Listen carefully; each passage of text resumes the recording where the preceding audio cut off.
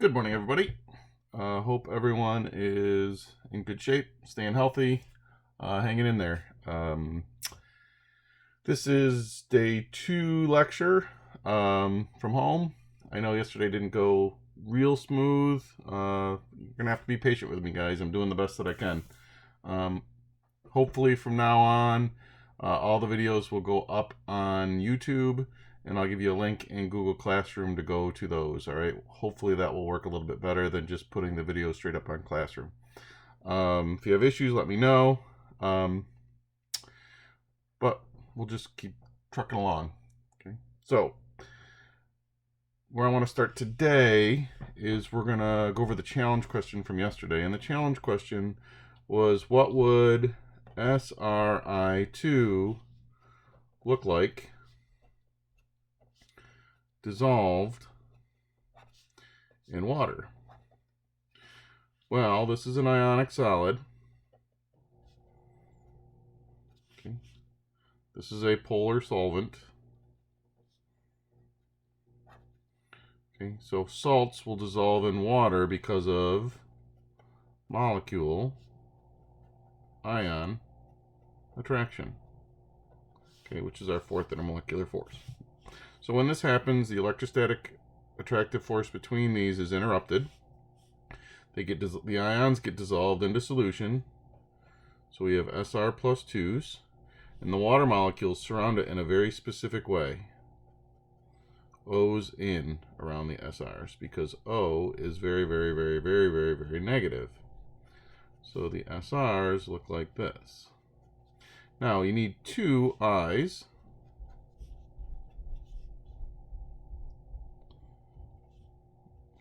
And around the I minus 1s, the H's are facing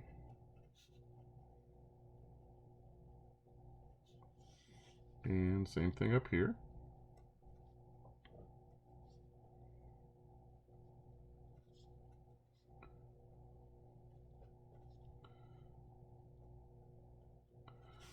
Okay, so it would look something like this. All right, now be careful with, when you're doing this, be careful with how many molecules you have. All right, so sometimes the Regents exam will throw a curve at you and they'll say, look, you have 2 of these. All right, and if we have 2 SRI2s, that means when we put it in solution, I would have 2 SR plus 2s, and I would have to have 4 I minus 1s. All right, so just make sure that you read the question, all right, and make sure you know how many molecules are actually being dissolved. All right, so that's the challenge question from yesterday. Today, what we're going to talk about is another table in your reference tables. Today, we're going to talk about table G.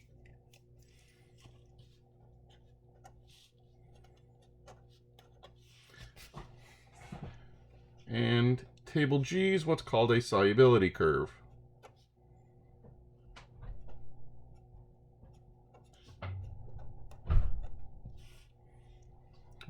It's a solubility curve. So if we look at table G, this is an example of a solubility curve. Okay, and on this side, we have solubility. And what's important to look at here is this solubility in 100 grams of water. Right, and then down here, we have temperature in degrees Celsius.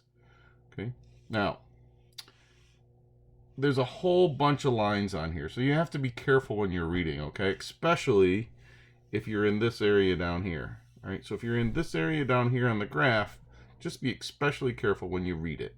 All right, now, what the heck does all this thing mean?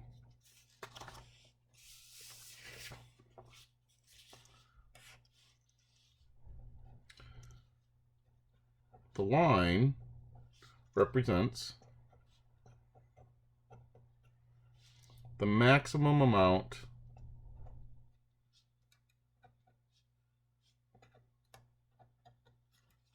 of solute that can be dissolved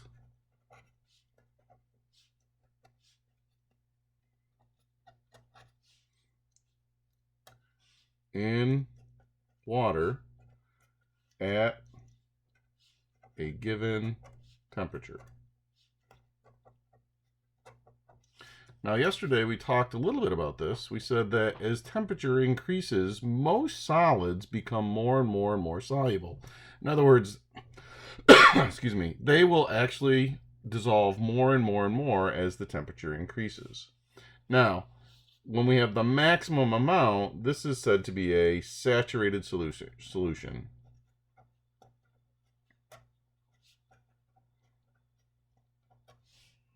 Okay. A saturated solution cannot hold any more solute. Okay. Now, I know we haven't talked about this, but I'm going to mention it here. If a solution is saturated, it is at equilibrium. And we will definitely talk more about that later on. Okay, so if you have a saturated solution, it can't hold any more solute, and it's at equilibrium. All right, so let's take a look at a table G. All right, so these are the lines that I was just talking about. So this line right here, all right, if we look on the graph and we're on the line, so for example, let's say that we're right here on this line, that means this solution of NaNO3 at this temperature is saturated. It can't hold anymore. So at this temperature, which is 40 degrees, it can hold about 105 grams of NaNO3 in 100 grams of water. Right? And that would be what's called a saturated solution. Right? So if you're on any one of these lines, for that specific compound, that's its saturation point. All right? So let's try a couple problems here for this.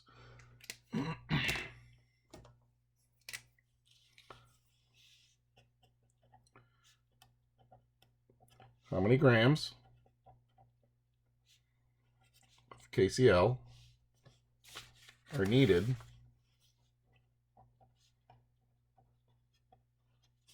to saturate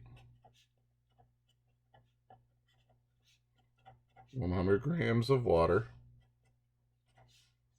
at 60 degrees C?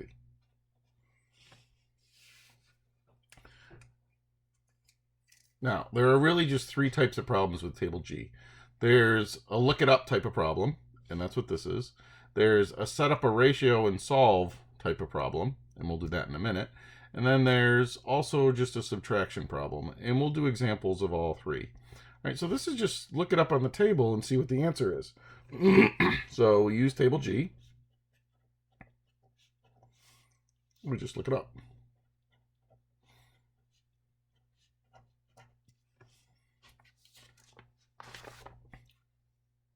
So we want to be at saturation for KCl.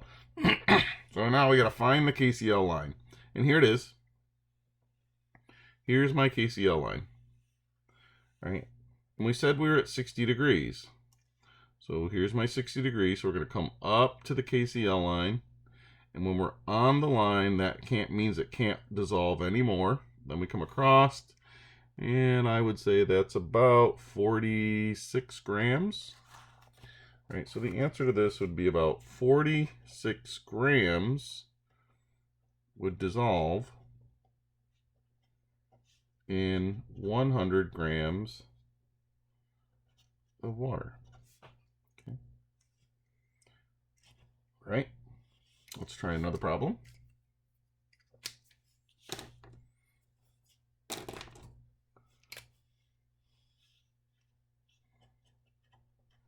How many grams of KCl will dissolve in 165 grams of water at 60 degrees C? Now, this problem is very similar to the problem that we just did. The difference is this one was in 100 grams of water. This one is in 165 grams of water. Now, if we look back at table G, remember, these are all for 100 grams of water. Right? So how do we do this problem? Well, if I know how much can be dissolved in 100 grams of water, I can use a ratio, and figure out how much would be dissolved in 165 grams of water. So we know from the last problem that 46 grams will dissolve in 100 grams of water. So we can use that relationship, and we can set up a ratio, and we can say, look, at 46 grams will dissolve in 100 grams of water. I want to know how many grams will dissolve in 165 grams of water. So we set up this ratio, we cross multiply, x equals 75.9 grams. Okay, so whenever you see an amount of water other than 100 grams of water, that's telling you that you're going to set up a ratio. Right? So if you see 50 grams of water, you'll often see 200 grams of water. All right, you're just going to set up a ratio and solve.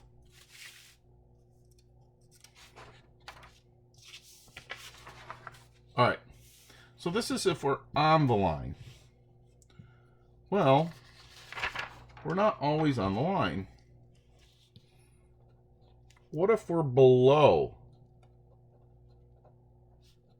the line? And this is what I mean by below. All right, so let's focus on this line right here.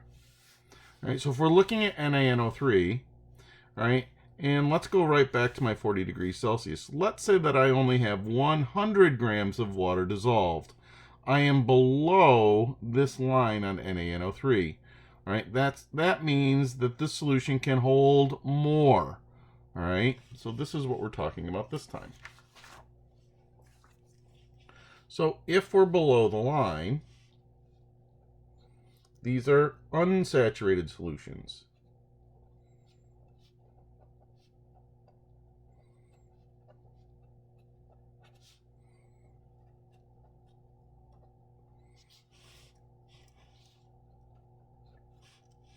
There is less solute dissolved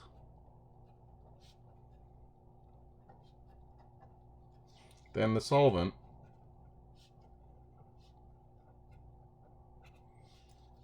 can hold at that temperature.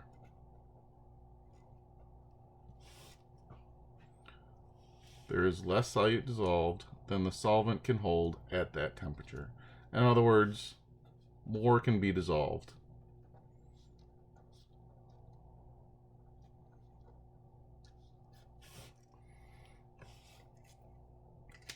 All right, let's go ahead and try a problem.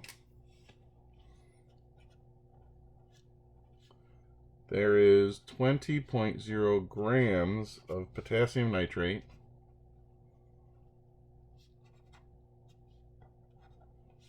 dissolved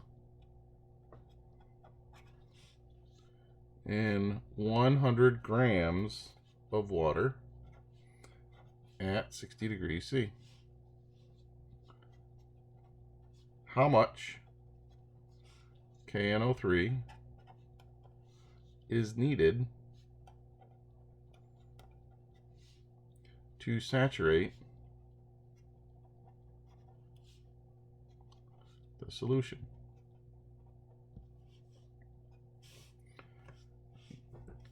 So let's see if I can kind of draw this out for you. So let's say we have a beaker and we have 100 grams of water. Right now, there are 20.0 grams of KNO3 dissolved in here at 60 degrees C. All right. So let's go ahead and take a quick gander at table G. Okay. So we're using potassium nitrate, KNO3. That's this line right here. Okay, there's my line. If I'm on that line, I'm saturated. So let's take a look at where we are. We're at 60 degrees Celsius, and we only have 20 grams dissolved. So we're way down here below the line. All right. How much can actually KNO3 hold at 60 degrees Celsius? Well, it can actually hold way up here. All right. So this is about It's about 107 grams. It's about 107 grams it'll hold. All right. So at 60 degrees, it can hold 107 grams. Well, we only have 20 grams in there, so how much do we have to add to bring it up to 107? So this is, all we do is subtract.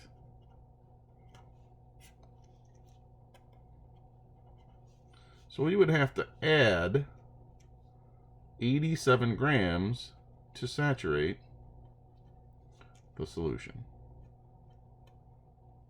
Okay. This is an example of a subtraction problem. And again, very, very common. Okay. Now, I always get questions about, well, how close do you have to be with your readings of the graph? And just like any of the graphs we've read this year, all right, you can be off by plus or minus 1 gram. All right, so if you read this as 108, 107, or 106, you would get credit. All right, so again, you can be off by 1 gram when you do your readings. All right. So we've talked about what we are if we are on the line. We've talked about what we are if we're below the line. And the last thing we have to talk about is what happens if we are above the line.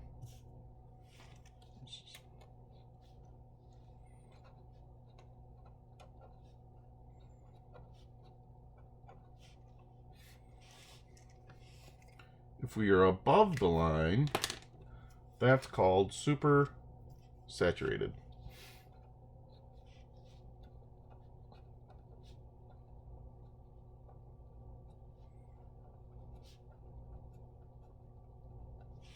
It's called supersaturated.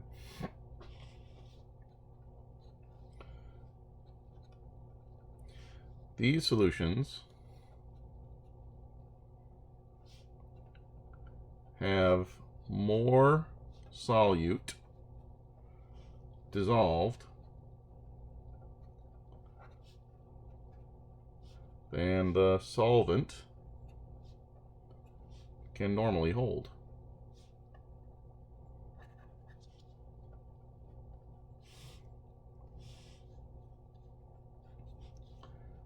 They are very unstable.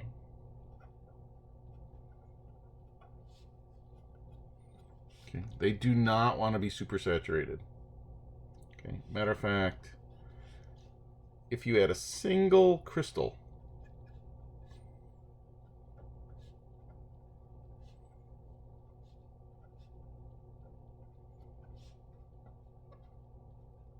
or piece of dust, it will cause the solution to precipitate and return to saturation.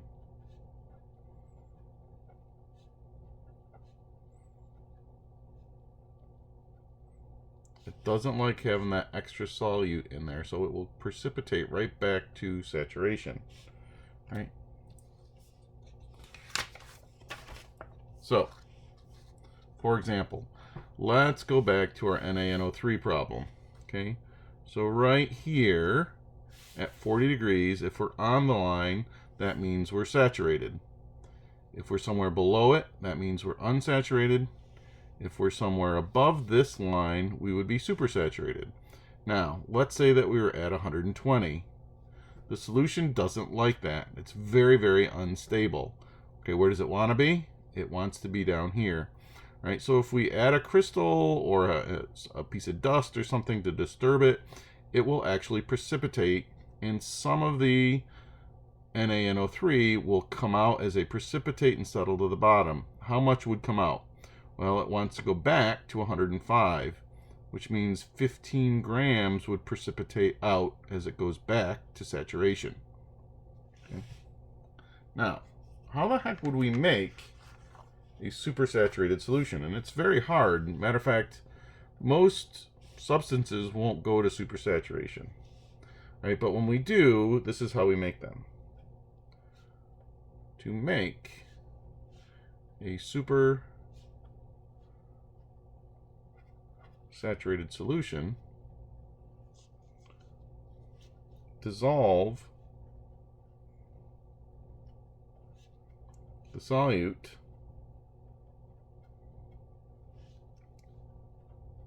at a high temperature and let the solution slowly cool. Right, and I want to show this on the graph. Right, so how would I make a saturated solution of this NaNO3 with 120 grams dissolved in it? Well, what I would have to do is I would have to start with a solution with a higher temperature where it would all dissolve. So I would have to be at least at 55 degrees. All right, so if I heated this up to, say, 60 degrees, all right, all of that NaNO3 would dissolve. Okay. Now, if I let it cool slowly and there are no impurities in it, the temperature will go down, but it won't precipitate. So as the temperature decreases, we start to produce what's called a supersaturated solution. Again, most of the time that doesn't happen. Right? Most solutes will not go to supersaturation. As they cool, they will actually precipitate out instead of going to supersaturation. And you'll always stay on the saturation line. There are a few that will. A substance called sodium acetate will. All right, and if you're very, very, very careful, KNO3 might do it.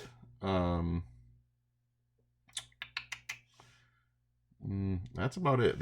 Most of these won't do that. All right, but if you can, it would go to supersaturation. Right, now, I just want to kind of do one little summary down here.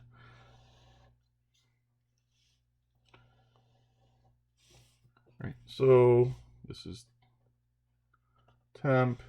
All right, this is solubility.